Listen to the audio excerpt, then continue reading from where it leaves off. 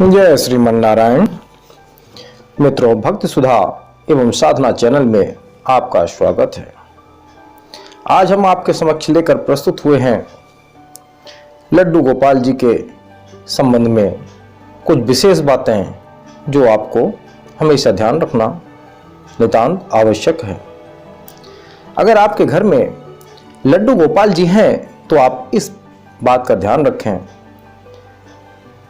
कि प्रथम तो यह बात मान लें और मन में बैठाना बहुत ही आवश्यक है कि जिस घर में लड्डू गोपाल जी का प्रवेश हो जाता है वह घर लड्डू गोपाल जी का हो जाता है।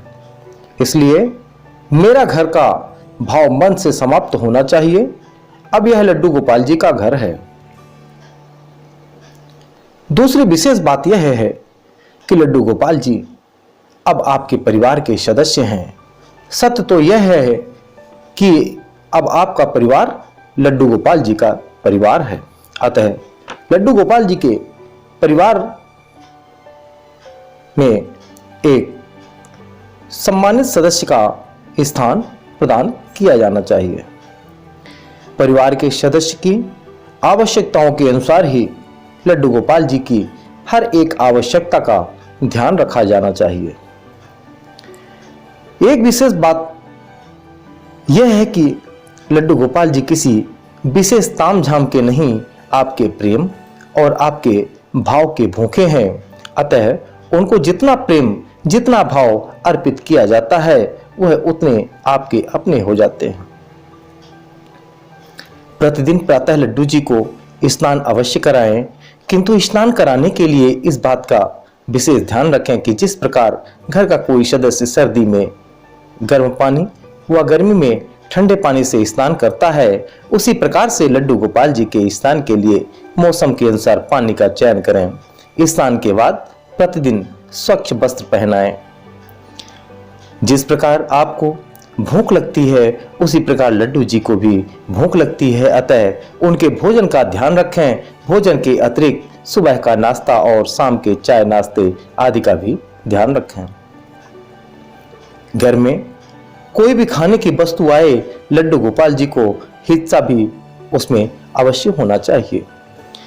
प्रत्येक मौसम के अनुसार लड्डू गोपाल जी के लिए सर्दी गर्मी से बचाव का प्रबंध करना चाहिए। मौसम के अनुसार ही वस्त्र पहनाने चाहिए। लड्डू गोपाल जी को खिलौने बहुत प्रिय हैं, उनके लिए खिलौने अवश्य लेकर आएं और उनके साथ खेलें भी।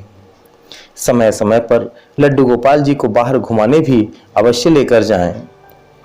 लड्डू गोपाल जी से कोई ना कोई नाता अवश्य कायम करें, चाहे वह भाई पुत्र मित्र गुरु आदि कोई भी क्यों ना हो। जो भी हो नाता लड्डू गोपाल जी से बनाएं, उसको प्रेम और निष्ठा से निभाएं।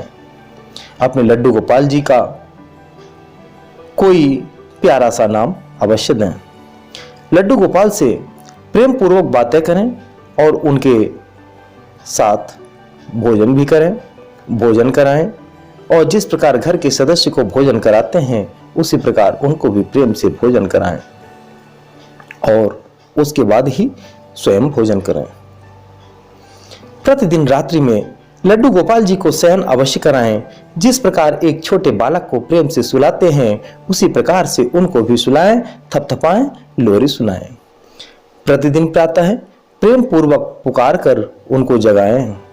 किसी भी घर में प्रवेश के साथ ही लड्डू गोपाल जी में प्राण प्रतिष्ठा हो जाती है।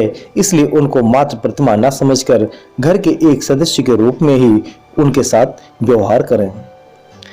यूं तो और भी बहुत से कार्य हैं जो भक्त अपनी श्रद्धा के अनुसार करते हैं, किंतु यदि इन बातों पर ध्यान दिया जाए तो लड्डू गोपाल जी को सरलता से प्रसन्न किया जा सकता है। जय श्रीमन नारायण।